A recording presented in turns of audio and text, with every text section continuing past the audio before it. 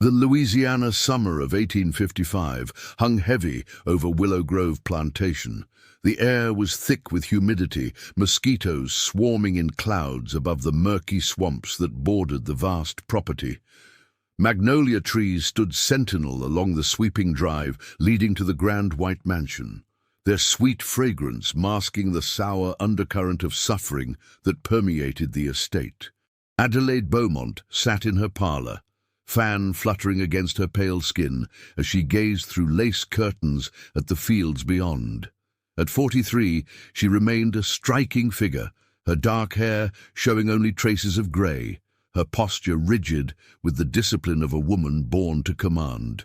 Widowed for 5 years, she had transformed her husband's struggling plantation into one of the most profitable in all of Louisiana. "More tea, missus?" asked Esther, her house servant, eyes downcast as she approached with a silver tray. "Yes," Adelaide replied, her voice carrying the refined accent of her Charleston upbringing. "And tell Thomas I wish to speak with him." Esther hesitated, her hands trembling slightly as she poured the tea. "Young Master Thomas rode out to the North Fields this morning, missus. Said he was checking on the new workers." A thin smile crossed Adelaide's lips. Of course he did. The dutiful son, always attending to business. Her fingers trailed across a leather ledger on the side table. Columns of figures detailing her human inventory, ages, values, breeding pairs, and offspring. Thomas was her eldest, 24 years old, and the very image of his father, with one significant difference that Adelaide had expertly concealed from Baton Rouge society. His skin, though fair, carried a sun-kissed quality that hinted at his mixed heritage, a secret known only to those within the plantation walls. The sound of hoofbeats drew Adelaide's attention. Through the window, she spotted Thomas dismounting, his tall frame moving with natural authority. The field hands lowered their eyes as he passed, their fear palpable even from a distance. Adelaide closed the ledger and locked it in her desk drawer. Thomas entered moments later, removing his hat and wiping sweat from his brow. "Mother," he greeted her with a respectful nod. "The Wilkses are coming for dinner tomorrow," Adelaide informed him. "Judge Wilkes brings news from New Orleans that might concern us." Thomas stiffened. What sort of news? Rumors of northern agitators, abolitionists spreading dangerous ideas. She sipped her tea calmly. "And his daughter Sarah will be joining them. She's of marriageable age now." A shadow crossed Thomas's face. "You know I cannot—" "Cannot what?" Adelaide cut him off sharply. "Fulfill your duty to this family, to maintain our position. Your brother James understands his responsibilities." James enjoys his role," Thomas said bitterly. "I do not share his appetites." Adelaide set down her teacup with deliberate precision. "Your appetites are irrelevant. The Beaumont legacy must continue, and our methods must remain our secret. You were raised better than to question this." Outside, a woman's scream pierced the afternoon quiet, quickly muffled. Neither Adelaide nor Thomas acknowledged it. "The new girl from Georgia," Thomas said finally. "She tried to run last night." Adelaide nodded, unsurprised. "And?" "James handled it." The words hung heavy with unspoken horror. "Good. Order must be maintained." Adelaide stood, smoothing her skirts. "We've built something remarkable here, Thomas. Something that will last generations, if properly managed." As darkness fell across Willow Grove, lanterns illuminated the paths between the slave quarters. Adelaide watched from her balcony as James, her second son, made his way toward the cabins. At 22, he moved with calculated purpose, ledger in hand, his mother's son in more ways than one. Tomorrow would bring the Wilkses and their marriageable daughter, another step in Adelaide's careful plan. The plantation's terrible secret remained safe within its borders, buried beneath layers of Southern propriety and the unquestioned authority of the Beaumont name. As Adelaide turned from the balcony, the distant sound of weeping floated up from the cabins, carried on the night air like the whisper of ghosts. The morning dawned with a blood-red sunrise that stained the cotton fields crimson. Thomas Beaumont watched it from his bedroom window, sleep having eluded him through the humid night. The plantation was already stirring to life, field hands shuffling toward another day of endless labor, house servants moving quietly through the mansion, preparing for the day ahead. Thomas dressed methodically, his movements precise. His reflection revealed a man caught between worlds, features that could pass in white society, yet carrying the burden of a heritage that would destroy him if discovered. His mother had raised him and James with calculated cruelty disguised as privilege, educating them far beyond what was permitted for those of mixed blood, while simultaneously instilling in them the brutal hierarchy that placed them in a precarious position of power. A knock at the door interrupted his thoughts. "Enter!" he called, fastening his cufflinks. James sauntered in, already dressed for the day, a satisfied smirk playing on his lips. Though brothers, they could not have been more different. Where Thomas carried the weight of conscience, James had embraced their mother's vision with disturbing enthusiasm. "You missed quite the entertaining evening," James said, dropping casually into a chair. "The new girl has spirit. Mother says that's valuable for the bloodline." Thomas turned away in disgust. "Is that all you see? Bloodlines and profit?" James laughed, the sound devoid of warmth. "What else matters? Mother has built an empire by understanding what others refuse to acknowledge, that careful breeding yields superior results." He gestured toward the window. "Look at our workers compared to the neighbors. Stronger, healthier, more resilient. Mother is simply applying livestock principles to a different kind of property. They are people, James." "They are assets," James corrected, rising to pour himself a glass of water from the pitcher on Thomas's dresser. "And we, dear brother, are the overseers of this carefully constructed lineage." He took a long drink. "Though I sometimes wonder about us. What exactly was Mother thinking?" Thomas knew the story, or the version Adelaide had carefully crafted. Their father, the respected Charles Beaumont, had supposedly sired them with their mother. But the truth, whispered among the oldest servants, was far different. Adelaide had selected their father herself from among the plantation's slaves, a man chosen for his strength and intelligence, whom she had later sold away to ensure her secret remained safe. "The Wilkeses arrived today," Thomas said, changing the subject. "Mother expects you to charm the daughter." James straightened his waistcoat, grinning. "Sarah Wilkes. I've seen her at church. A timid little thing, but from good stock. Mother would approve of the match. And what of her approval if she knew what happens in the quarters after dark?"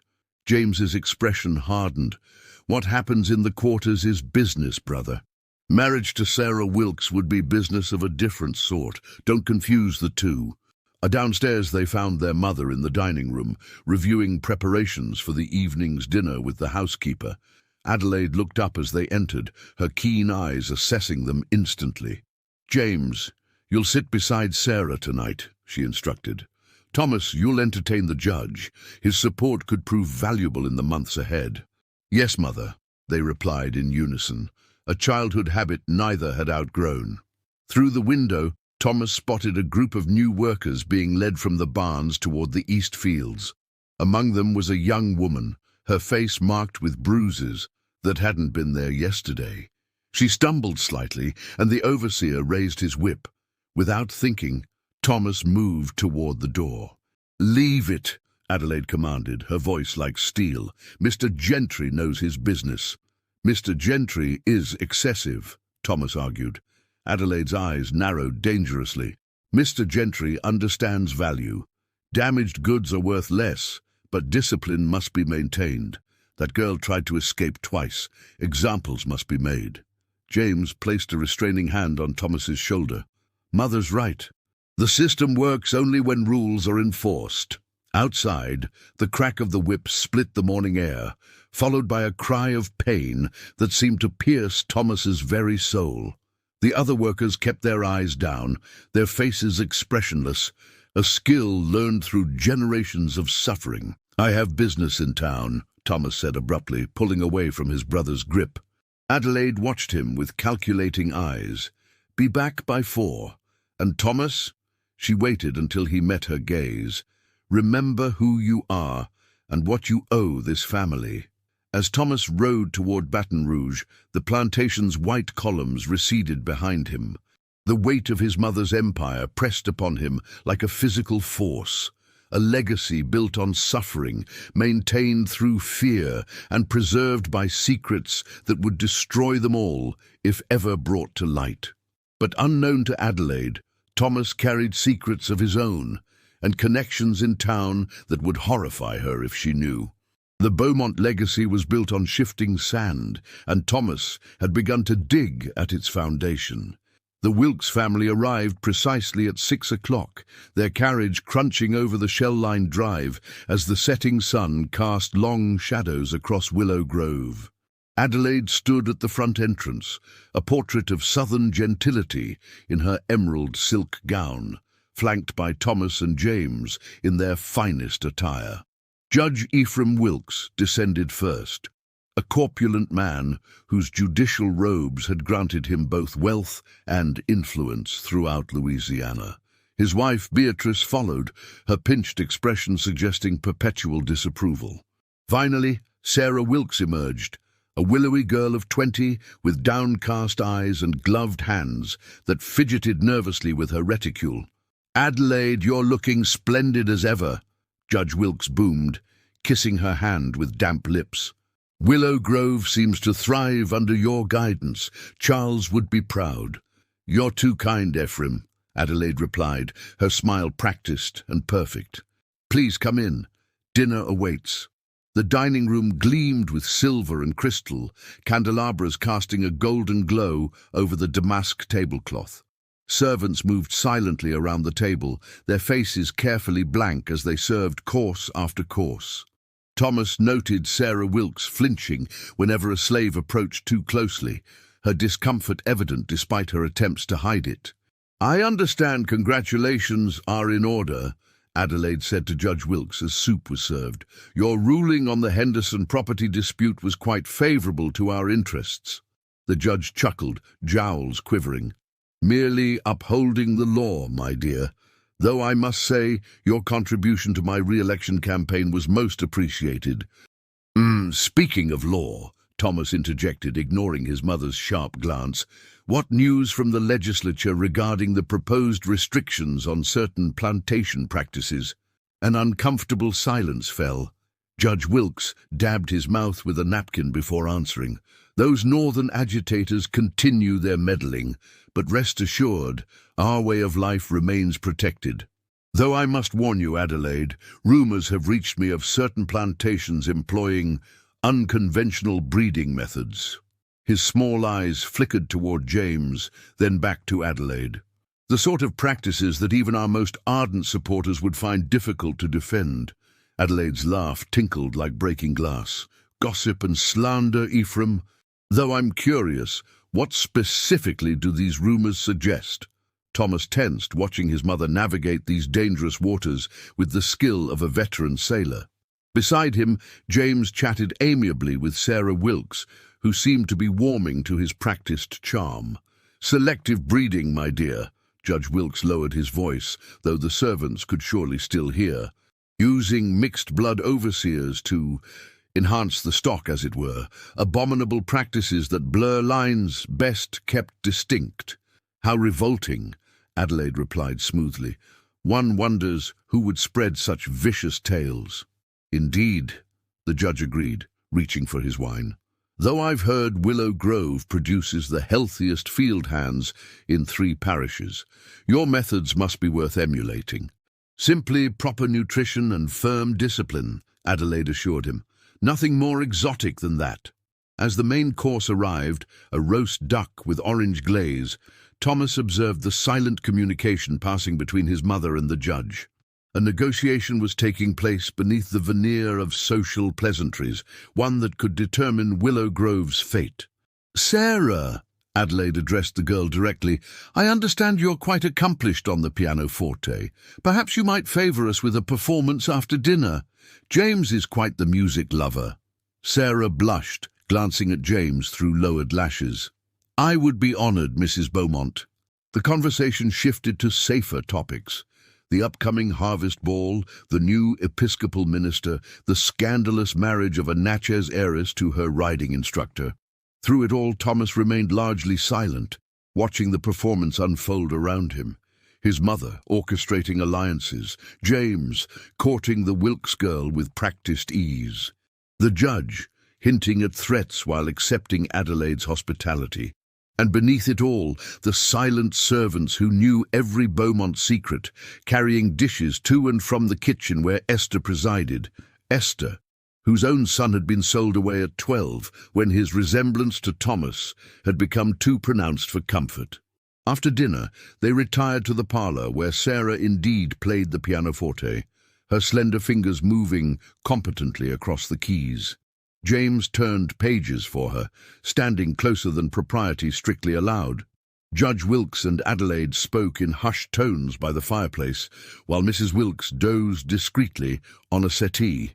Thomas excused himself to the veranda, gulping the night air like a drowning man.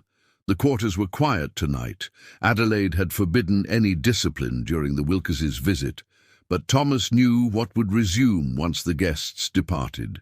A soft footfall alerted him to another presence. "You seem troubled, Mr. Beaumont," Sarah Wilkes said, joining him at the railing. Up close, her face revealed an intelligence her demure behavior had concealed. "Just seeking fresh air, Miss Wilkes." "As am I." She gazed toward the slave quarters, barely visible in the darkness. "Your brother speaks highly of Willow Grove's management. He says your mother has pioneered methods that other plantations envy." Thomas studied her carefully. "My brother takes great pride in our family's innovations. And you do not?" The direct question surprised him. "I believe all innovations should be examined for their moral cost, not merely their profit."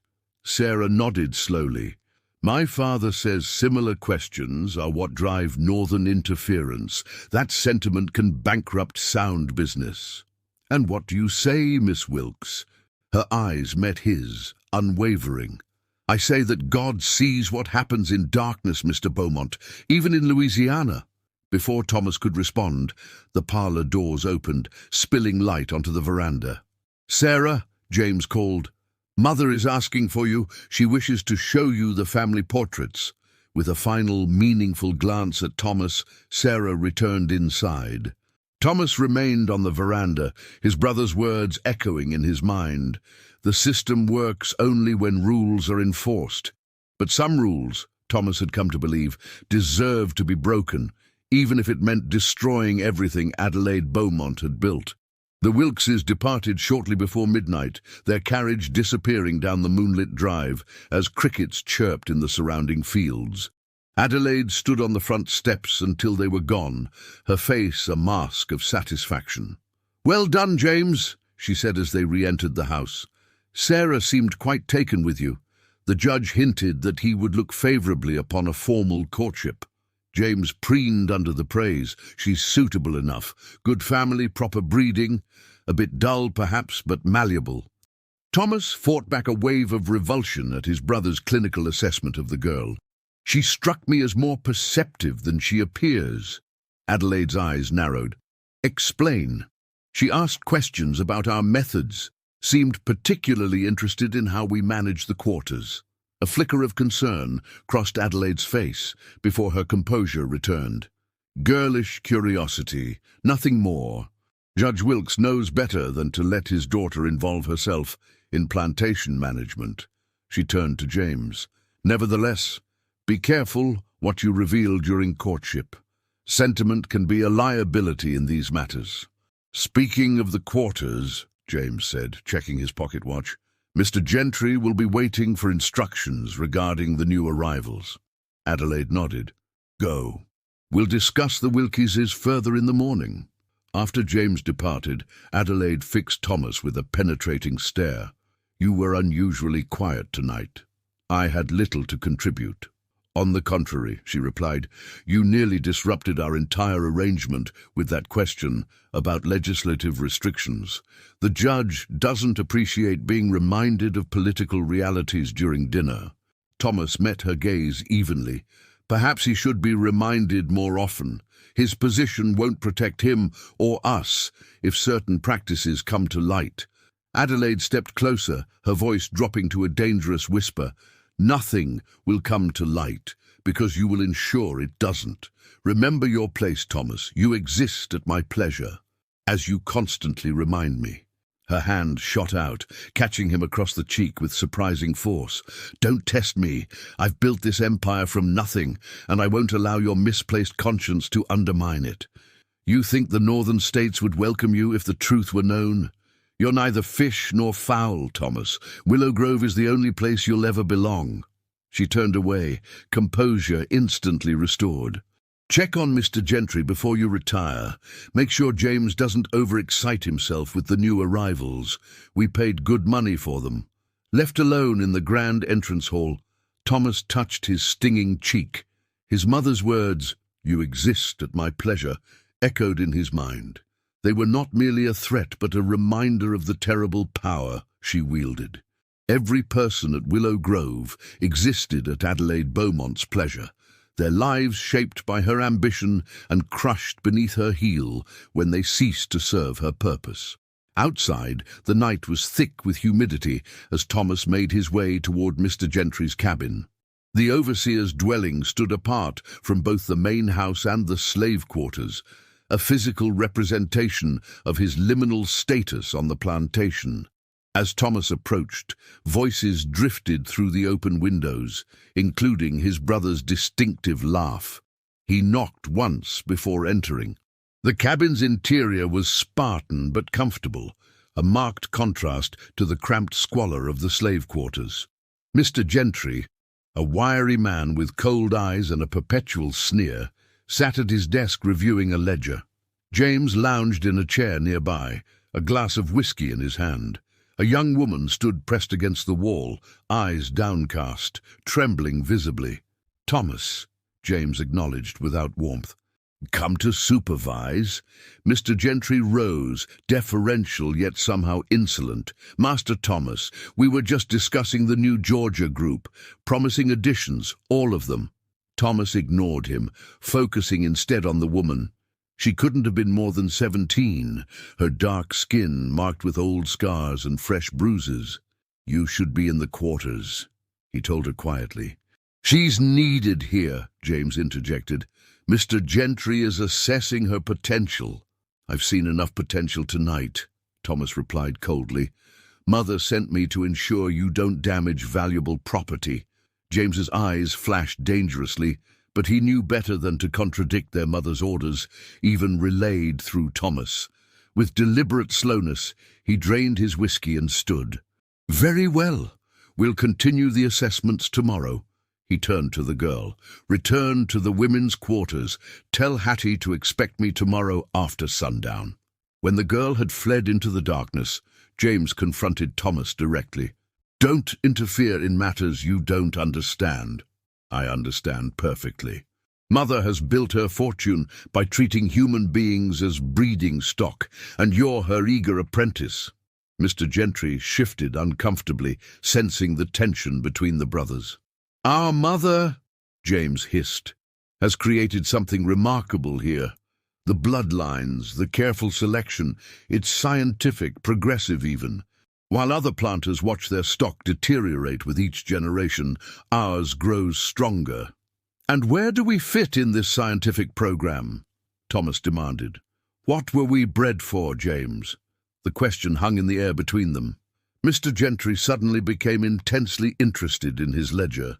"We were raised to lead," James answered finally. "To continue what Mother started. We were experiments," Thomas corrected, "and now we're her overseers, enforcing her vision. Don't fool yourself into thinking you're anything more than that." James's face contorted with rage. "I am a Beaumont. This plantation will be mine someday." "A Beaumont?" Thomas laughed bitterly. "Ask Mother sometime about our father. Ask her which field he worked before she selected him." Mr. Gentry looked up sharply at this, his expression revealing that this piece of gossip had indeed circulated among the staff. James's hand moved to the knife at his belt. "One more word, brother, and blood ties won't save you." Gentlemen, Mr. Gentry interjected smoothly, it's late, and tomorrow brings much work. The judge's visit went well, I trust. The deliberate change of subject broke the dangerous tension. James released his grip on the knife, stepping back. The visit went exactly as Mother planned, he said, not taking his eyes off Thomas. It always does. As Thomas walked back toward the main house, the weight of Willow Grove seemed to press down upon him with every step. The grand mansion, the fertile fields, the carefully maintained bloodlines, all of it built on suffering and maintained through terror. And he, Thomas Beaumont, was caught in the middle, neither master nor slave, neither white nor black, a living embodiment of Adelaide's hypocrisy and cruelty. But as the moon slipped behind clouds, casting the plantation into darkness, Thomas felt a resolute clarity settle over him. His mother believed she owned him, just as she owned everyone at Willow Grove. But ownership required control, and Thomas had been secretly slipping that control for months. Soon, Adelaide Beaumont would discover just how dangerous her eldest son had become. Dawn broke over Willow Grove with the sound of the work bell, its harsh clanging calling the slaves to another day of endless labor. Thomas had been awake for hours, unable to sleep after the confrontation with James. He sat at his desk, quill poised over a sheet of fine stationery, carefully composing words that could destroy everything. The letter was addressed to Mr. Frederick Northcott of the Boston Liberator, a prominent abolitionist newspaper. It represented Thomas's fifth correspondence with the man, each letter more detailed than the last, documenting the horrors of Willow Grove Plantation, specifically Adelaide Beaumont's breeding program and the use of her own mixed-race sons as overseers. Thomas knew the risk he was taking. If discovered, he would face consequences worse than death. His mother's fury would be limitless, her retribution calculated for maximum suffering. Yet he could no longer remain silent, not after years of witnessing and participating in the system she had created. A knock at his door startled him. Quickly, Thomas slid the letter beneath a book as Esther entered with a breakfast tray. "Good morning, Master Thomas," she said, her eyes taking in his disheveled appearance and the untouched bed. "You're up early." "Couldn't sleep," he replied, watching as she arranged the tray on a small table by the window. Esther was one of the oldest servants in the house, having served the Beaumonts since before Thomas was born. She knew every secret Willow Grove contained, including the true parentage of Adelaide's sons. "Your mother asks that you join her in the study after breakfast," Esther informed him. "She's meeting with Mr. Gentry and the doctor." Thomas stiffened. Dr. Whitaker's visits typically coincided with Adelaide's evaluation of new breeding stock, or the assessment of pregnancies among the female slaves. "Thank you, Esther," he said, dismissing her with a nod. After she left, Thomas returned to his letter, adding a final paragraph. "The plantation's physician, Dr. Samuel Whitaker, is complicit in these atrocities, providing medical expertise to maximize breeding success while turning a blind eye to the suffering he enables. Judge Ephraim Wilkes offers legal protection, ensuring that any complaints are swiftly silenced. This network of influential men has allowed Mrs. Beaumont to operate with impunity for over a decade." Thomas signed the letter with his pseudonym, "A Friend of Liberty," then sealed it with plain wax rather than the Beaumont family seal. He would need to find a way to post it from town, away from prying eyes that reported back to his mother. After a hasty breakfast, Thomas made his way to Adelaide's study. The heavy oak door was closed, but voices carried through it. His mother's precise diction, Dr. Whitaker's clinical tone, and Mr. Gentry's rougher speech. "Exceptional vitality in the Georgia group," the doctor was saying as Thomas entered, "particularly the two sisters. Prime breeding age, with excellent physical characteristics." Adelaide noticed Thomas immediately, gesturing for him to close the door. "Thomas, good. We were just discussing the new acquisitions." Dr. Whitaker nodded in greeting. He was a thin man with spectacles and meticulously clean hands, hands that had delivered countless babies on the plantation, many of them the result of Adelaide's breeding program. As I was saying, the doctor continued, the older sister shows signs of previous pregnancy successfully carried to term. The younger appears untouched and could command a premium if sold, though her breeding potential is equally valuable to retain. We're not selling, Adelaide decided. Mr. Gentry, arrange pairing for both within the month. Use the Virginian for the elder. His line has produced consistent results. For the younger, her eyes shifted to James, who had just entered through a side door. Your assessment. James straightened, clearly pleased to be consulted. The Memphis worker has strong traits we could use in the next generation. Adelaide nodded approvingly. See to it, then. She turned to Thomas. You've been to town several times this week. I assume you have business to report. Thomas forced himself to meet her gaze steadily. Cotton prices are holding firm. Mr. Davidson at the bank mentioned increasing our line of credit based on projected yields.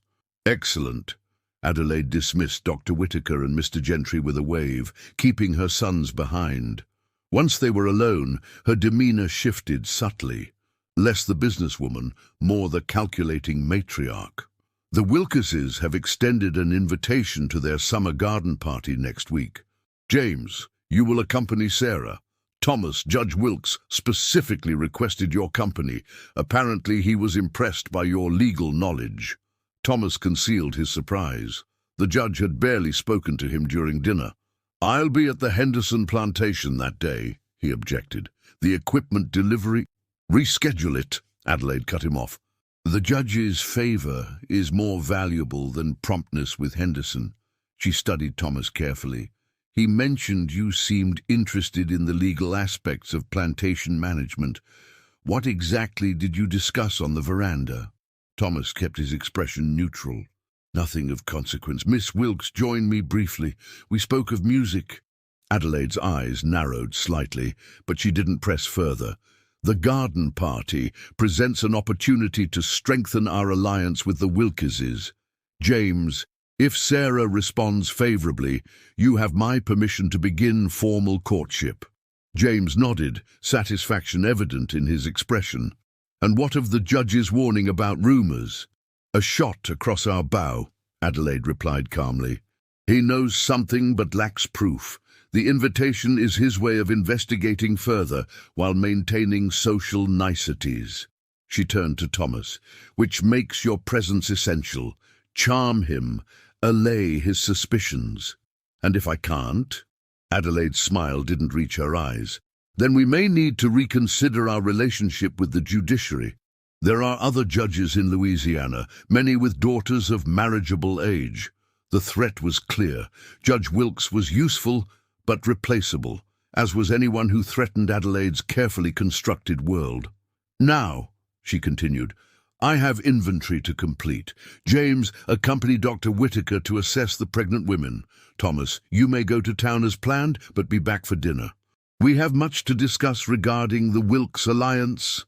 As they left the study, Thomas felt the weight of the letter in his pocket like a burning coal.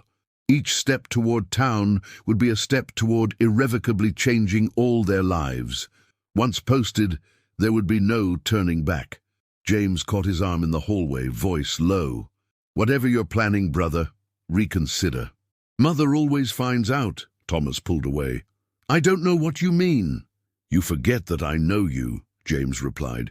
The trips to town, the conversations with that lawyer, your newfound interest in northern newspapers.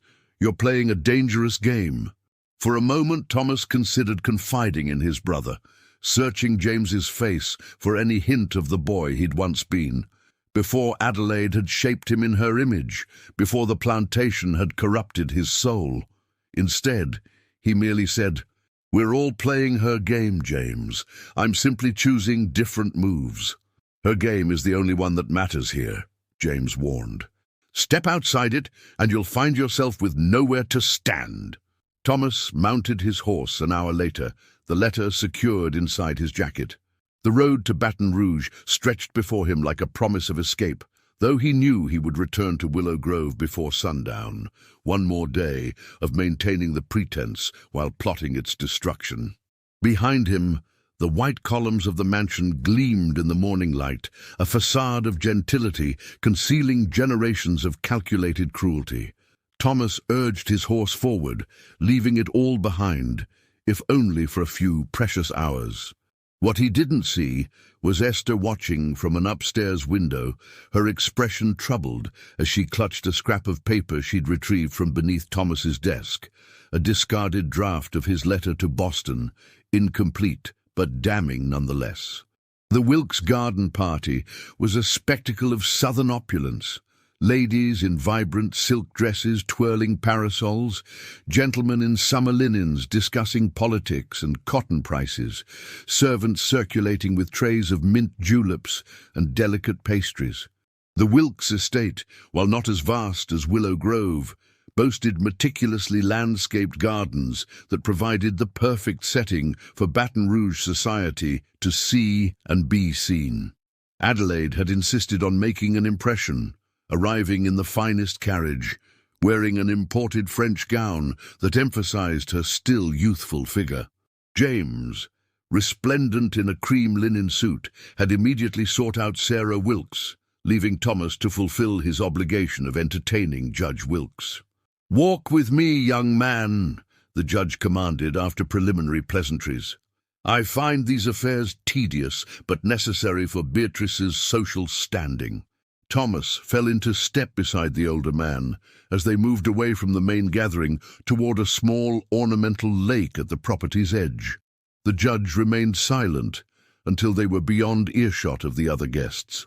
"Your mother is a remarkable woman," he began, pausing to light a cigar. "Widowed at a relatively young age, yet she's increased Willow Grove's value threefold. Most impressive." "She's dedicated to the plantation's success," Thomas replied carefully. "Indeed," Judge Wilkes puffed thoughtfully, "though I wonder at her methods. The quality of Willow Grove's workers is frequently commented upon in certain circles." Thomas tensed. "Good nutrition and medical care yield healthier workers." Of course. The judge waved his cigar dismissively. "But there are whispers, Mr. Beaumont. Disturbing whispers about selective breeding practices, about overseers with unusual heritage." His small eyes fixed on Thomas's face, studying his features with new intensity. "Overseers who bear a striking resemblance to the plantation's mistress." Thomas felt cold, despite the summer heat. "Gossip is rarely accurate, Judge Wilkes." "Rarely, yes. But occasionally—" He let the thought hang unfinished. "Your mother's practices, while perhaps economically sound, push against the boundaries of what even our society can tolerate. Lines must remain clear, Mr. Beaumont. Blood must remain pure." "Is that a threat, Judge?" Wilkes laughed, a hollow sound. "My dear boy, merely friendly advice. Your mother has been generous to my campaigns, and I would hate to see Willow Grove's reputation tarnished." He tapped ash from his cigar. "Particularly when my Sarah seems so taken with your brother." The implication was unmistakable. The judge knew, or strongly suspected, the truth about the Beaumont brothers and Adelaide's breeding program. Yet instead of exposing them, he was offering continued protection, with his daughter as the price. "And what does Sarah think of this arrangement?" Thomas asked, unable to keep bitterness from his voice. The judge's expression hardened. "Sarah will do as she's told, just as you and your brother have done." He placed a heavy hand on Thomas's shoulder. "We all have our roles to play, Mr. Beaumont. Mine is to uphold the law, selectively when necessary. Yours is to ensure Willow Grove's practices remain profitable but discreet." Thomas removed the hand with deliberate care. "And if I find my role distasteful, then I suggest you reconsider," Wilkes replied coldly. "Your mother understands the value of our arrangement. I would hate for her to learn that her eldest son does not." They returned to the party in silence, the judge immediately inserting himself into a group of politicians, while Thomas sought refuge near the refreshment table. From across the lawn, he spotted James and Sarah strolling arm in arm, her head tilted attentively toward whatever he was saying. "They make a handsome couple, don't they?" Thomas turned to find Mrs. Wilkes beside him, her thin lips curved in what passed for a smile. "Indeed," he agreed politely. "Sarah has always been an obedient daughter," Mrs. Wilkes continued, watching the pair, "though she has her private interests that I find concerning." Thomas studied the woman with new interest. "What sort of interests?" Mrs. Wilkes sipped her lemonade. "Books, Mr. Beaumont. Far too many books, some with dangerous ideas.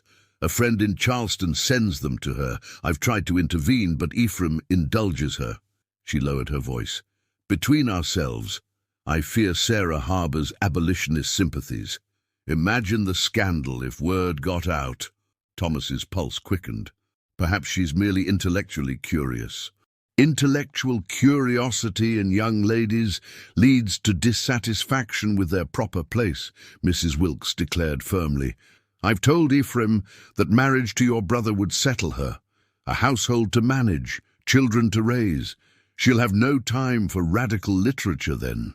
Before Thomas could respond, Adelaide appeared at his elbow, her smile brittle. "Beatrice, you look lovely," she greeted Mrs. Wilkes. "I must steal Thomas for a moment. Plantation business." Once they were alone, Adelaide's smile vanished. "The judge spoke to you privately. What did he say?" Thomas considered lying, but knew his mother would discover the truth eventually. "He knows about me and James, about your breeding program. He's offering continued protection in exchange for James marrying Sarah." Adelaide absorbed this without visible reaction.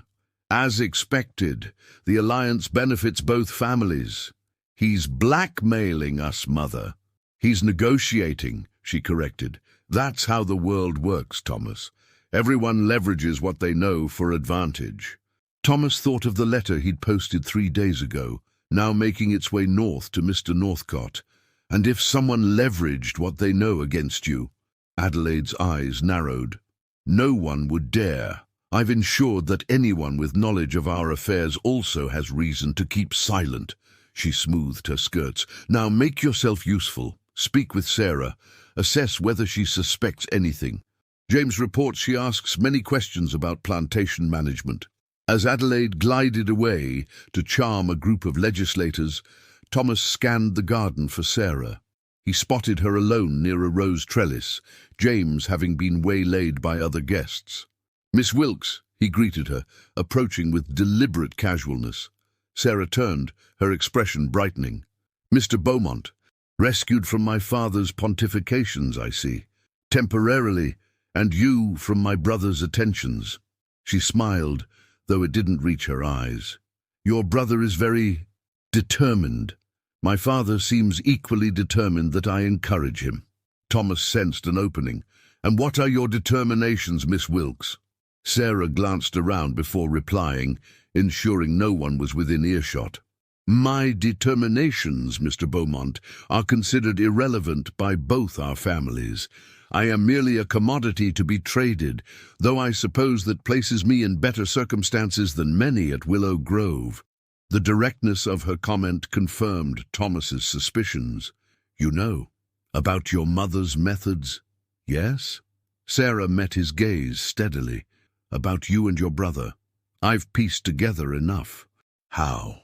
"I listen, Mr. Beaumont. Servants speak when they think no one is paying attention. And I read. Materials my parents would burn if they discovered them." Thomas lowered his voice further. "Abolitionist materials?" Sarah tensed. "Be careful with such accusations, sir." "It's not an accusation," Thomas assured her. "Rather, a recognition of shared concerns." She studied him intently. "My father believes your brother will make a suitable husband, one who will curb my dangerous reading habits and provide healthy grandchildren. He does not know I've already taken steps to ensure I never become part of Willow Grove's legacy." "What sort of steps?" Sarah's expression grew solemn.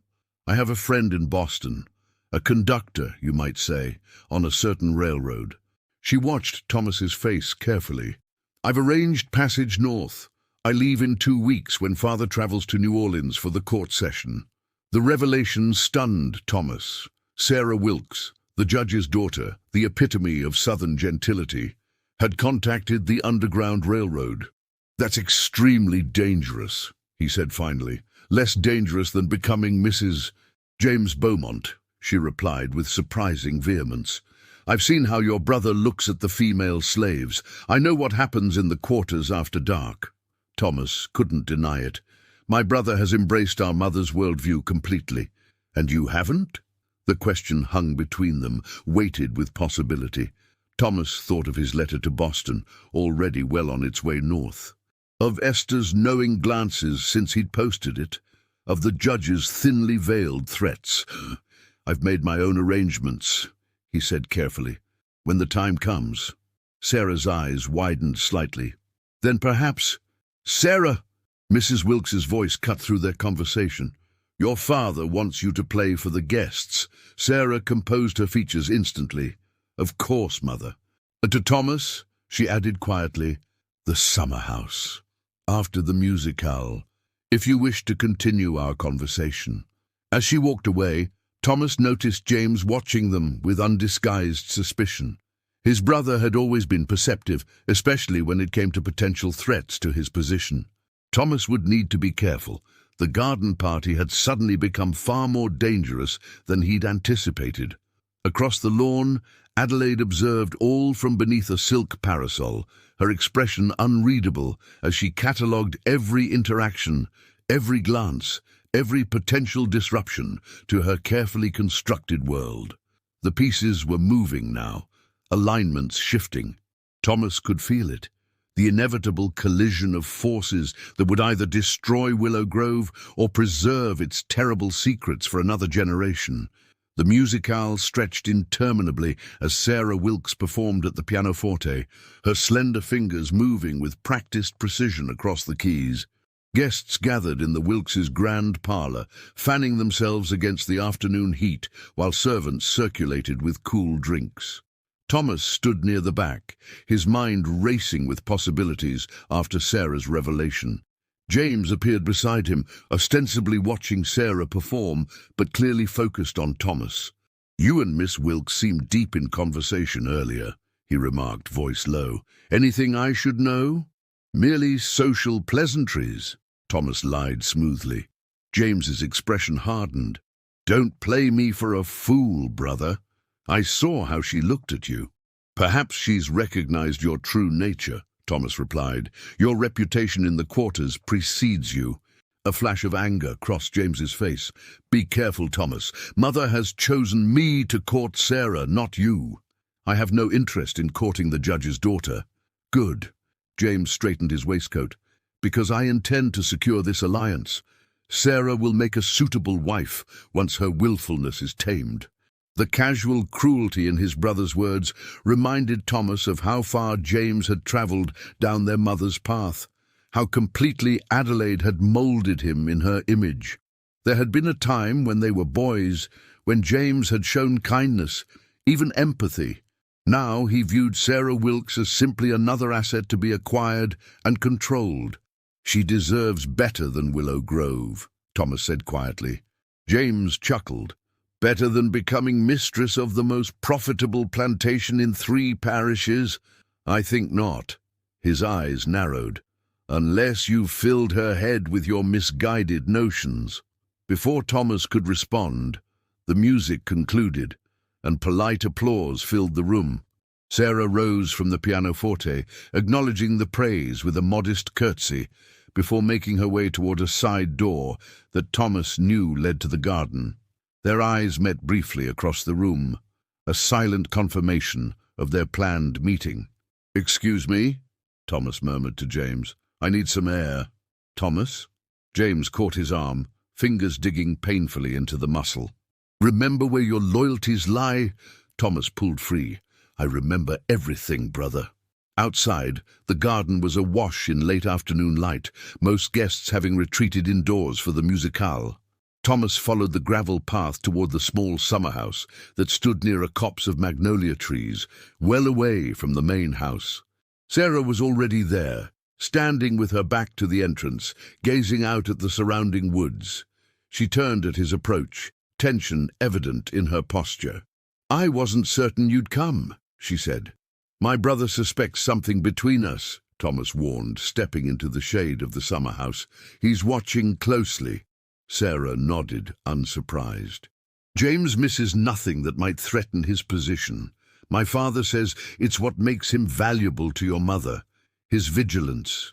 "What exactly did you want to discuss, Miss Wilkes?" She hesitated only briefly. "Your arrangement, the one you mentioned earlier, is it similar to mine?" Thomas considered his answer carefully. "I've contacted people who could expose Willow Grove's practices. When my letter reaches its destination, things will change dramatically." "The Liberator," Sarah guessed, eyes widening. "You've written to Frederick Northcott." Thomas stared at her in shock. "How could you possibly know that?" "Because I received a letter from Mr. Northcott last month," she explained urgently. "He mentioned a correspondent from Baton Rouge, someone providing details about a plantation's breeding program. I never imagined it might be you." The revelation stunned Thomas. Sarah Wilkes was not merely sympathetic to abolitionists, she was actively corresponding with them. The danger of their conversation multiplied exponentially. "When does your letter arrive in Boston?" she pressed. "Within the week, if the post remains reliable." Sarah paced the small space. "Then we have very little time. Once the Liberator publishes those details, your mother will know immediately who betrayed her." "I've taken precautions." "Not enough," Sarah cut him off. "You don't understand my father. He protects your mother's secrets because it benefits him politically and financially. Once exposed, he'll sacrifice all of you to preserve his own reputation." Thomas had suspected as much, but hearing it confirmed made the danger immediate. "What are you suggesting?" Sarah moved closer, lowering her voice despite their isolation. "Come with me. When I leave for Boston, my contact can arrange passage for two as easily as one." The offer was both tempting and terrifying. "To flee north, abandoning everything." "I can't," Thomas said finally. "Not yet. There are people at Willow Grove who cannot escape, people I've promised to help." Sarah's expression softened. "The house servant, Esther, and the others." Thomas nodded, surprised again by her insight. "How did you—" "As I said, I listen." She touched his arm gently. "But you cannot help them if you're dead, Mr. Beaumont, and that is precisely what will happen when your mother discovers your betrayal." The truth of her words chilled him. Adelaide's retribution would be swift and merciless, a public execution to reinforce her authority most likely. Yet leaving now meant abandoning those who had protected him, who had suffered under his mother's regime while he enjoyed relative privilege. "I need to warn them at least," he insisted. "Give them some chance to prepare." "Then be careful," Sarah urged. "Your brother—" A shadow fell across the summer house entrance. "Yes, be careful of your brother." James's voice sliced through their conversation as he stepped into view. "He might overhear treasonous conversations." Thomas moved instinctively to place himself between James and Sarah. "This isn't what you think, isn't it?" James's hand rested on the knife at his belt. "My brother and my intended plotting escape to Boston, corresponding with abolitionists? I'd say it's exactly what it appears to be." Sarah stepped forward, chin raised defiantly. "I am not your intended, Mr. Beaumont. I have never agreed to such an arrangement." James ignored her, his focus entirely on Thomas. "How long, brother? How long have you been undermining everything Mother built?" "This isn't about Mother," Thomas replied carefully. "It's about right and wrong, about ending suffering that never should have existed." "Suffering?" James laughed bitterly. "What do you know of suffering? You've lived in privilege your entire life, on the fruits of Mother's vision. A vision built on human misery," Thomas countered, "on treating people as breeding stock, including us, James. Have you never questioned why she chose our father? What traits she was selecting when she conceived us?" Something flickered across James's face. Doubt, perhaps, or a long-buried question. But it vanished quickly, replaced by cold fury. "It doesn't matter why we exist," he said flatly, "only that we serve our purpose. Mother will be devastated by your betrayal. She'll be furious, Thomas corrected, but not surprised. She's always known I lacked your appetite for cruelty. James drew his knife, the blade catching the late afternoon sunlight. And now I must decide what to do with this information. With both of you. Sarah gasped softly, stepping back. Thomas remained still, watching his brother's eyes rather than the knife. They had fought as boys, sometimes viciously, but this was different. This was calculated adult violence, the kind that ended with graves being dug. If you harm either of us, Thomas said calmly, you'll destroy everything you claim to value. Kill me, and my letter still reaches Boston. Kill Sarah, and Judge Wilkes will turn against Willow Grove instantly. I haven't mentioned killing anyone, James replied, though the knife remained steady in his hand. There are other ways to ensure silence. Thomas tensed, ready to defend himself and Sarah if necessary, but James merely smiled, a cold expression that didn't reach his eyes. I'll give you a choice, brother. Return to Willow Grove now, admit your treachery to Mother, and perhaps she'll show mercy, or run, and I'll hunt you down myself. And Miss Wilkes? James glanced at Sarah dismissively. She'll marry me as planned.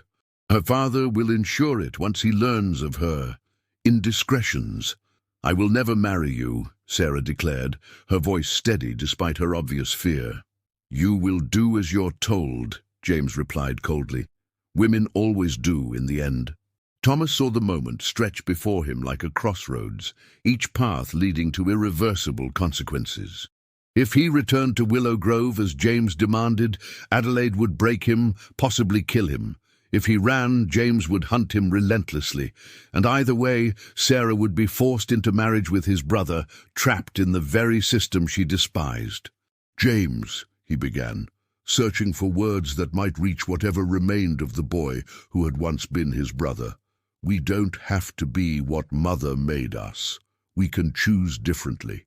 For a moment, the briefest flicker, Thomas thought he saw hesitation in James's eyes. Then the knife flashed as James lunged forward. Thomas reacted instinctively, grabbing James's wrist as the knife slashed toward him. The brothers crashed against the summerhouse railing, wood splintering under their combined weight. Sarah screamed, the sound carrying across the garden toward the main house. "Run!" Thomas shouted to her as he struggled to control James's knife hand. "Get help!" Sarah hesitated only briefly before gathering her skirts and fleeing toward the house. James snarled, using his free hand to deliver a vicious blow to Thomas's ribs that sent pain lancing through his side. "You've ruined everything," James hissed, bringing the knife down again. Thomas twisted away, the blade slicing through his jacket sleeve and drawing a line of fire across his forearm. They separated, circling each other in the confined space of the summer house. Blood dripped from Thomas's arm, staining the wooden floor. James's face was contorted with rage, all pretense of civilization stripped away. "It was always going to end like this," James said, his breathing heavy. "Mother knew you were weak. She should have culled you years ago." "Is that what she did to the others?" Thomas demanded, trying to keep James talking while looking for an opening. "The ones who didn't meet her standards?" A flicker of confusion crossed James's face. "What others?" "Her other experiments. You don't think we were her first attempt, do you?" Thomas backed toward the entrance, drawing James away from his escape route. "Ask her sometime about the children who disappeared, the ones who didn't inherit the traits she wanted." "You're lying," James growled, though uncertainty had crept into his voice. "Am I? Think, James. How many house servants have vanished over the years? How many times has Mother sent away children who resembled us too closely?"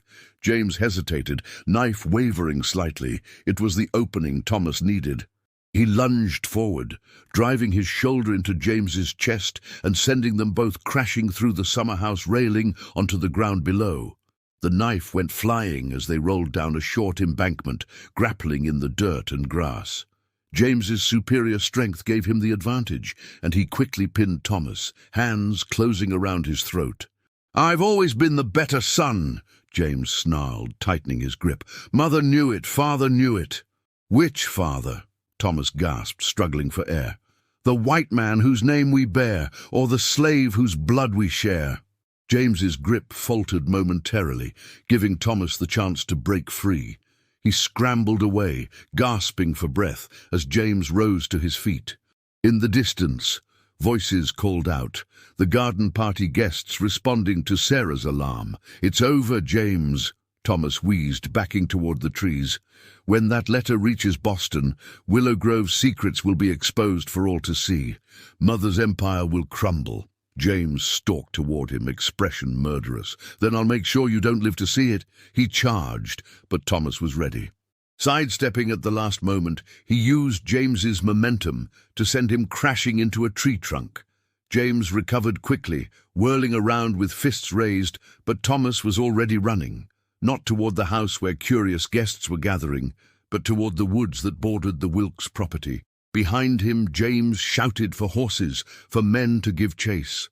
Thomas knew he had minutes at most before pursuit would be organized. His only advantage was knowledge of the land. Growing up at Willow Grove had taught him every stream and trail in the surrounding countryside. The forest closed around him, branches whipping his face as he ran. His injured arm throbbed, blood soaking his sleeve, but he pushed through the pain. He needed to reach Willow Grove before James, needed to warn Esther and the others, to set in motion the contingency plan they had prepared for this very scenario. Thomas emerged from the woods near a small creek that he knew eventually joined the river flowing past the outskirts of Baton Rouge. Following it would take longer, but offer better concealment than the main road. He splashed across, hoping the water would throw off any dogs James might send after him. As he moved swiftly through the gathering dusk, Thomas's mind raced with calculations. Sarah would likely be confined by her parents once the commotion died down. James would rally men from the Wilkes estate to hunt him, but would also send word to Adelaide. His mother would immediately suspect which servants had aided him and take swift action against them, unless he reached Willow Grove first. The journey took nearly 2 hours, Thomas alternating between running and walking to conserve strength. Twice he heard horsemen on nearby roads and concealed himself until they passed. His arm had stopped bleeding but burned fiercely, and his throat bore the bruising marks of James's fingers. Night had fallen by the time the white columns of Willow Grove Mansion came into view. Thomas approached cautiously from the west, avoiding the main drive. The house blazed with lights, unusual for this hour, suggesting Adelaide had indeed been alerted to his betrayal. Bypassing the mansion entirely, Thomas made his way toward the slave quarters. The cabins were dark and quiet, the occupants presumably asleep after another day of exhausting labor. He slipped between buildings until he reached Hattie's cabin at the far end, the agreed-upon meeting point if disaster struck. He scratched softly at the door in the pattern they had established. After a moment it opened a crack, revealing Hattie's worried face. "Master Thomas," she whispered, quickly ushering him inside. "We feared the worst." The cabin's interior was dim, lit only by a single candle. Esther sat by the rough-hewn table, her expression grave. 3 others were present: Josiah, Adelaide's coachman who knew every road in the parish; Mary, a young woman who worked in the laundry and had suffered James' attentions; and Samuel, an elderly man who had been at Willow Grove longer than anyone. "James knows," Thomas said without preamble. "There was an incident at the Wilkes estate. He'll be coming for me, and for anyone he suspects helped me." Esther nodded, unsurprised. "Word reached us an hour ago. Miss Adelaide has the overseers searching the property. Mr. Gentry is checking each cabin." Thomas cursed under his breath. "Then we have minutes at most. Is everything prepared?" "As you instructed," Josiah confirmed. "The small boat is hidden in the reeds where the creek meets the river. Provisions for 3 days." "What happened?" Esther asked, noting Thomas's injured arm and bruised throat. "James tried to kill me," Thomas replied simply. "Sarah Wilkes was there. She knows about my correspondence with the Liberator. She's planning her own escape north." Samuel's eyes widened. "Judge Wilkes's daughter? An abolitionist?" "The world is changing," Thomas said, "even here in Louisiana." He turned to Mary. "The others? "The ones who agreed to run? Waiting by the old oak," she replied. "6 in all. The others were too afraid."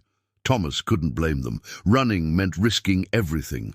Torture and death if caught, an uncertain future even if they succeeded. For many, the devil they knew seemed safer than the devil they didn't. "We need to move now," Thomas urged. "Once we reach the river." The door burst open with a splintering crack. "Mr. Gentry stood silhouetted against the night, pistol in hand, flanked by 2 burly overseers. "Well, well," he drawled, levelling the pistol at Thomas. "The prodigal son returns. Your mother will be pleased." Thomas tensed, calculating the distance between them, the chances of overpowering 3 armed men before one of them could fire. "Step aside, Mr. Gentry," he said calmly. "No one needs to get hurt." The overseer laughed. "Oh, someone's definitely getting hurt tonight. Mrs. Beaumont was quite specific about that." His gaze swept the cabin, taking in the gathered faces. "Seems we've found your accomplices too. 2 birds with 1 stone." One of the overseers moved forward, rope in hand. Thomas prepared to fight, knowing it was likely futile, but unwilling to surrender without resistance. Then, from behind Mr. Gentry, a figure appeared, tall and imposing in the darkness. "That's enough, Mr. Gentry." The overseer whirled in surprise, pistol wavering. "Mr. James, I was just—" "Exceeding your authority," James interrupted coldly, stepping into view. He was immaculately dressed despite the late hour, no sign of their earlier struggle except a small cut above his eyebrow. "Mother wants Thomas brought to the house, unharmed." Mr. Gentry hesitated, clearly disappointed at being denied violence. "And these others?" James surveyed the cabin's occupants with clinical detachment. "Secure them in the old storehouse. Mother will deal with them in the morning." His eyes met Thomas's. "My brother and I have unfinished business." As the overseers moved to bind the others, Thomas stepped forward. "James, these people are innocent. Your quarrel is with me alone." "Innocent?" James's laugh held no humor. "They conspired against Willow Grove, against Mother. There's nothing innocent about that." He gestured toward the door. "Now, shall we do this with dignity, or must I have you dragged?" Thomas looked at Esther, at the others who had risked everything to help him. Their faces showed fear, but also resolve. They had known the dangers when they agreed to his plan. "I'll come," Thomas said finally, "but this isn't over, James." "On that," his brother replied grimly, "we are in complete agreement." As they walked toward the mansion, overseers leading the others toward the storehouse, James kept a careful distance between them. No weapons were visible, but Thomas had no doubt his brother was armed. "Sarah?" Thomas asked quietly. "Under her father's close supervision," James replied. The judge was most disturbed to learn of his daughter's correspondence. "Did you hurt her?" James looked affronted. "She's to be my wife, Thomas. I wouldn't damage my own property." The casual ownership in his brother's voice made Thomas's skin crawl. "She'll never marry you willingly." "Willingness is overrated," James said dismissively. "Mother has prepared rooms for you in the East Wing. You'll remain there until certain matters are resolved. Until my letter reaches Boston, you mean?" James's expression tightened. "Mother has dispatched riders to intercept the mail coach. Your letter will never reach its destination." Thomas allowed himself a small smile. "I sent 3 copies. Different routes, different couriers. One will get through." For the first time, uncertainty flickered across James's face. They had reached the mansion's back entrance, where Adelaide waited in the doorway, her figure silhouetted against the bright interior. "Thomas?" she greeted him, her voice betraying no emotion. "Welcome home." As Thomas crossed the threshold, he felt the weight of Willow Grove descend upon him once more, its secrets, its suffering, its blood-soaked legacy. But this time, unlike all the times before, he knew it wouldn't hold him forever. The reckoning had begun. This was only the beginning. The darkness continues in part 2. Subscribe now so you don't miss it.